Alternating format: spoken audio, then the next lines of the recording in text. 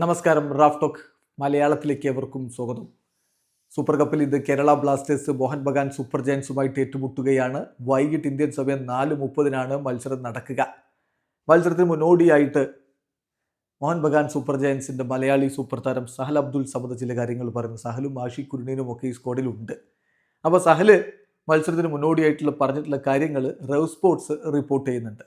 സഹൽ പറയുന്നത് കേരള ബ്ലാസ്റ്റേഴ്സ് ഇപ്പോൾ പുതിയ കോച്ചിന് കീഴിൽ വളരെ കമ്പോസ്ഡ് ആയിട്ടുള്ള ഒരു ടീമായിട്ട് മാറിക്കഴിഞ്ഞിട്ടുണ്ട്.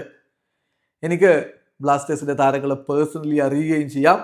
തീർച്ചയായിട്ടും they will be of course motivated. അവർ വളരെയധികം മോട്ടിവേറ്റഡ് ആയിരിക്കും.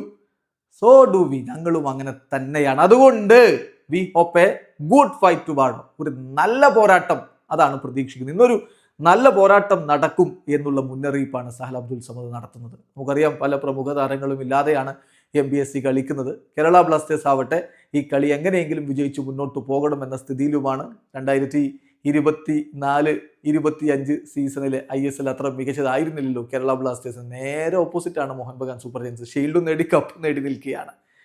അതുകൊണ്ട് ബ്ലാസ്റ്റേഴ്സിന് ജയിച്ചേ പറ്റൂ എന്ന നല്ലൊരു പോരാട്ടം കൊടുക്കാൻ ഒരുങ്ങിയാണ് മോഹൻ ബഗാൻ സൂപ്പർ ജയൻസ് വരുന്നത്. ഇന്ന് 4:30 കളി ടീം ഇറക്കുമെന്ന് ഉറപ്പായി. ഈ വീഡിയോ അവസാനിക്കുന്നു.